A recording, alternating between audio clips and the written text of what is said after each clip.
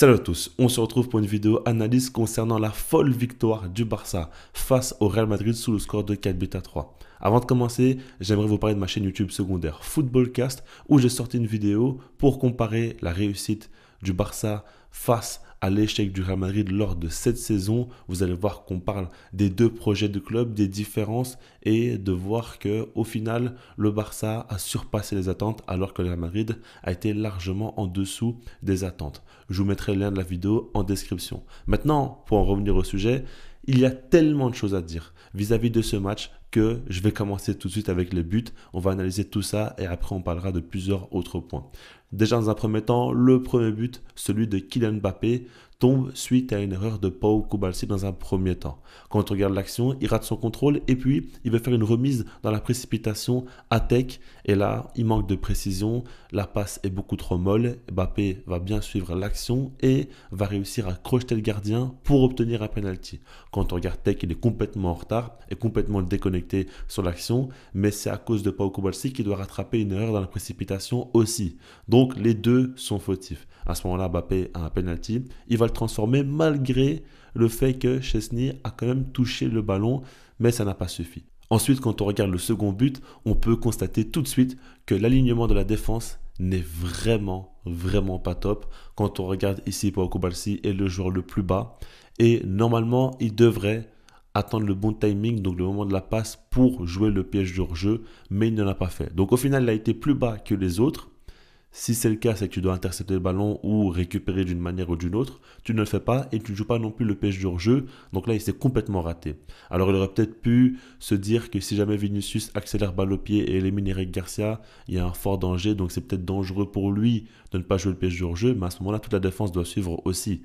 Ça ne doit pas être le seul qui doit penser comme ça. Soit tout le bloc défensif est plus bas, soit plus haut, mais il faut être cohérent. C'est ce que je dis toujours. Et souvent, les buts concédés du Barça, c'est pas à cause du piège du hors-jeu uniquement, c'est surtout parce que les défenseurs ne savent pas s'ils doivent faire le piège du hors-jeu ou non. Ils ne sont pas tous coordonnés et là, ça fait très mal parce qu'il y a un fort déséquilibre. Ici, on voit que ça offre une situation de 1 contre 1 à Kylian Mbappé et il va transformer facilement en réussissant à battre le gardien polonais. Donc à ce moment-là, ça fait 2-0 en 15 minutes. Le Real Madrid a su maximiser cet temps fort avec deux situations dangereuses. Ils ont su marquer tout de suite, mais pas n'importe lesquelles. Tu as un penalty et tu as un face-à-face avec ton meilleur attaquant face à Tech. Donc là, forcément, ils ont de quoi briller et ils l'ont fait. Kylian Mbappé a été décisif et donc c'est 2-0 pour eux. Et je trouve qu'à partir de là, le Barça a déclenché le mode ultra-offensif. Le mode on va attaquer et vous allez reculer. C'est aussi simple que ça. Alors ça a commencé d'abord avec un corner. Et quand on regarde, c'est Dani Olmo qui va le frapper. Ferran Torres va faire la déviation pour Eric Garcia qui est dans la bonne zone. Et surtout qui va donner une grosse puissance à cette tête pour réussir à tromper Thibaut Courtois. À ce moment-là, Eric Garcia réveille le stade et donne beaucoup d'espoir à ses coéquipiers. Et là, ça va suivre très rapidement. Alors, pour moi, le second but, c'est peut-être le plus impressionnant. Au final, quand on regarde l'action, Pedri, regardez, il commence ici et il finit ici. Le truc, c'est qu'il va se faufiler entre deux joueurs, il va donner un bon ballon à Ferran Torres qui lui va faire simplement une remise à Lamine Yamal et qui lui va faire le reste. Alors, la frappe de Lamine Yamal, il faut en parler. Vraiment, c'est quelque chose, regardez sur cet angle-là. C'est juste lunaire. Il est très loin de la cage.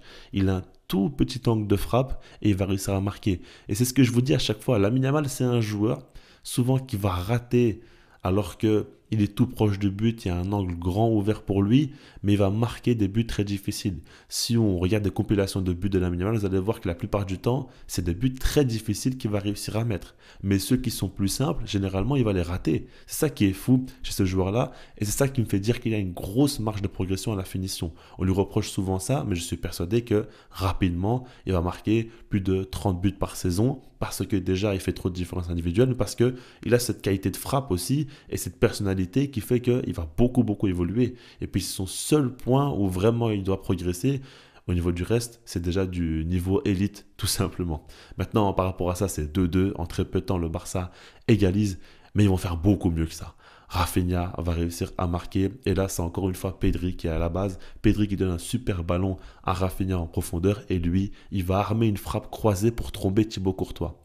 Alors, déjà, l'appel de Rafinha, la finition de Rafinha, c'est magnifique. Il faut vraiment le mettre en évidence. Mais moi, j'aimerais parler de Pedri parce que, au final, sur le but de Lamine Yamal, c'est lui qui est à la base. C'est lui qui fait une différence. C'est lui qui va créer le décalage pour Ferran Torres. Mais plus que ça, quand on regarde aussi, c'est lui qui donne l'assist pour Rafinha. Donc on en parle très peu.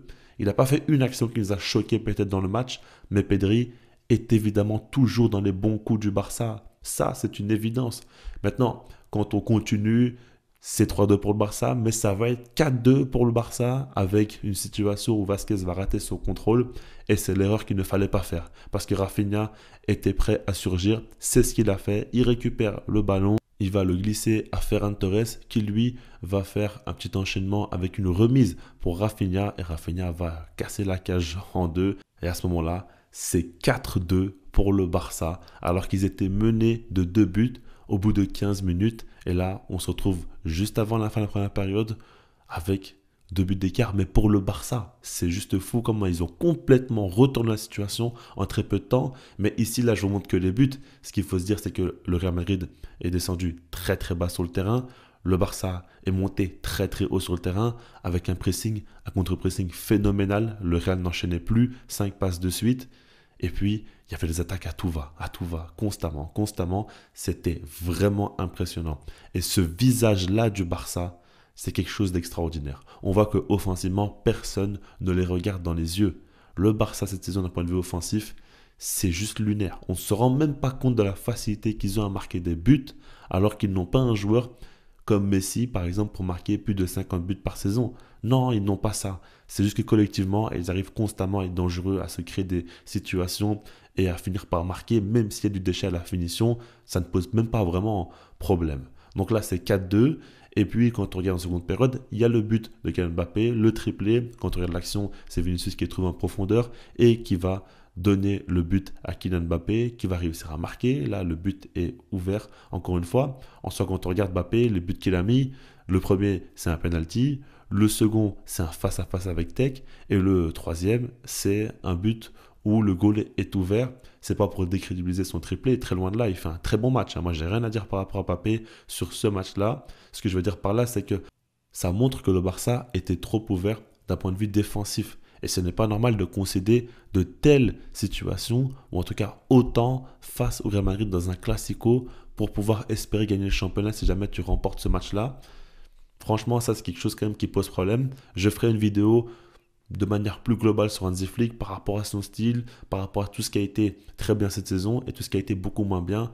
Mais vous vous doutez bien que là, on le voit dans ce match-là en soi. C'est peut-être une bonne vitrine. On voit que le jeu offensif est excellent. On voit que le Barça peut marquer autant de buts qu'il le souhaite face à n'importe quel adversaire en n'importe combien de temps. Je ne sais pas si ça se dit, mais vous avez compris là où je veux en venir. Mais par contre, d'un point de vue défensif, en fait, il y a tellement de prises de risques, tellement un bloc haut constamment, la moindre erreur d'alignement ou de perte de balle peut te faire hyper mal.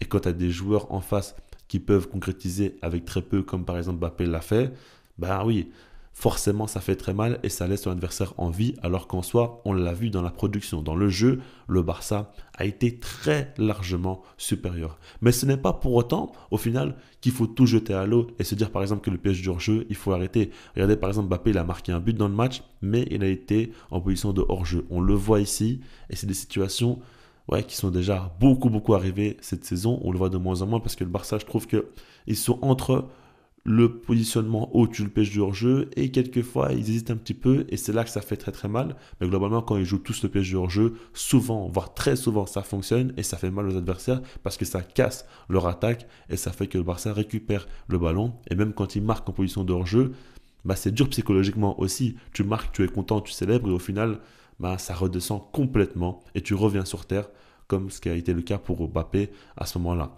Donc tout ça, il faut le prendre en compte. Maintenant aussi, en dehors du piège du hors-jeu, quelquefois les défenseurs arrivent à couper les trajectoires des contre-attaques et faire des performances individuelles. On l'a vu par exemple avec Christensen ici, qui a complètement coupé une occasion nette de but. Si jamais le ballon ici arrive à Mbappé, ça peut encore une fois faire but, mais lui, il a bien lu la trajectoire du ballon, a su bien s'interposer à ce moment-là.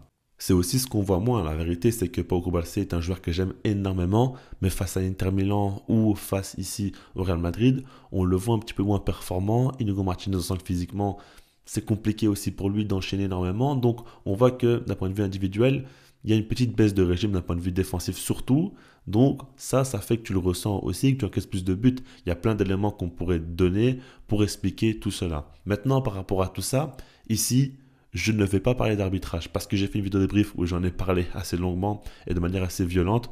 Vous savez très bien ce que j'en pense. Vous savez très bien que le Real Madrid a été largement aidé dans ce match-là. Et ce n'est pas quelque chose de choquant ce que je vous dis, c'est simplement la réalité. Si on sort de notre supporterisme ou quoi que ce soit, on voit bien que le Barça a été mis en grande difficulté par l'arbitrage.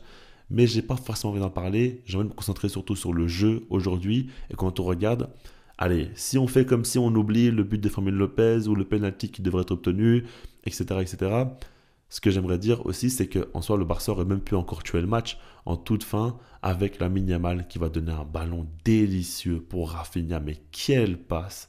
Il lui offre une occasion de but en un contre un face à Thibaut Courtois. Rafinha va tenter le piqué du pied droit, mais va tirer à côté. C'est dommage, tu aurais pu définitivement tuer le match à ce moment-là et avoir une Manita, ce qu'on attend quand même et ce qui nous fait toujours plaisir, mais ça n'a pas été le cas. Pour expliquer ce résultat impressionnant face au Real Madrid, j'ai plusieurs points à mentionner. Le premier, évidemment, c'est le mental. Mais je ne vais pas trop m'attarder là-dessus parce que j'en ai déjà beaucoup parlé et c'est logique. Quand tu es mené 2-0 face à un adversaire, tu es chez toi dans un match important en plus de ça. Même si tu es plus fort que l'adversaire, il faut avoir des ressources mentales pour y croire et pour jouer jusqu'au bout avec un football très offensif et très porté vers l'avant. Le Barça sait largement le faire et peu importe le score, ils savent qu'ils pourront toujours revenir. Donc ça fait la différence. Et puis de l'autre côté aussi, le Real Madrid mentalement flanche beaucoup trop cette saison. Et je pense que les 3 classicos précédents où le Barça a giflé le Real Madrid, c'est resté dans leur tête. Et c'est sûr qu'aujourd'hui, ils ont un petit peu des traumatismes qui sont restés en eux. Et ça fait que face au Barça, ils ont toujours peur de à nouveau perdre et de ramasser un gros score. Ça, c'est une réalité. Et ça fait aussi que il y a un bouleversement entre ce que le Barça ressent et notamment y croit jusqu'au bout. Et le Real Madrid, eux, lâchent beaucoup plus vite. D'un point de vue psychologique, c'est quand même très important de prendre ces deux choses-là en compte. Maintenant qu'on a dit ça, il faut parler des individualités. Évidemment, Lamine Yamal fait un match phénoménal parce qu'il met son but qui est dingue. Et encore une fois, dans un moment très important parce que lui, quand il marque, c'est pas le 5e but, le 6e but, non. Lui, quand il marque, c'est après une voiture de score de l'adversaire ou bien pour égaliser ou pour passer devant. Le but du 3-2 face à Atlético Madrid, le but du 1 partout face au Real Madrid en finale de Supercopa. On connaît ce joueur-là, on sait de quel bois il se chauffe. Je ne sais pas si ça se dit encore une fois, mais en tout cas, vous avez compris là où je veux venir. Mais par rapport à ça, ouais, il fait un match dingue. En dehors de son but, surtout, ses histoires du pied, à un moment donné, il offre quand même un ballon de but extraordinaire pour Rafinha. L'action est juste dingue. Mais de manière globale, le nombre de fois où il dépose sur place Fran Garcia, il fait des différences. Et puis, en fait, plus le temps passe, plus les adversaires ont peur de Lamine Yamal. On le voit, dès qu'il touche le ballon, tout le monde recule, tout le monde ne sait plus trop quoi faire. Et puis il y a des prises à 2, des prises à 3, il libère beaucoup d'espace pour les coéquipiers, juste de par sa présence. C'est fou. Il dégage une aura sur le terrain, c'est quelque chose de dingue. Parce que Mbappé met un triplé dans le match, mais ce que fait Yamal, c'est d'une classe d'écart, encore une fois. On voit que c'est largement au-dessus parce que dans le jeu, il a une influence complètement dingue sur son équipe. Et ouais, ça fait la différence. Et puis bien sûr, Rafinha, évidemment, il fait un gros match, il met un doublé avec une grinta, avec une envie jusqu'au bout. Il aurait pu mettre son triplé parce qu'il a eu d'autres situations dangereuses. Finalement, il ne l'a pas fait à la finition.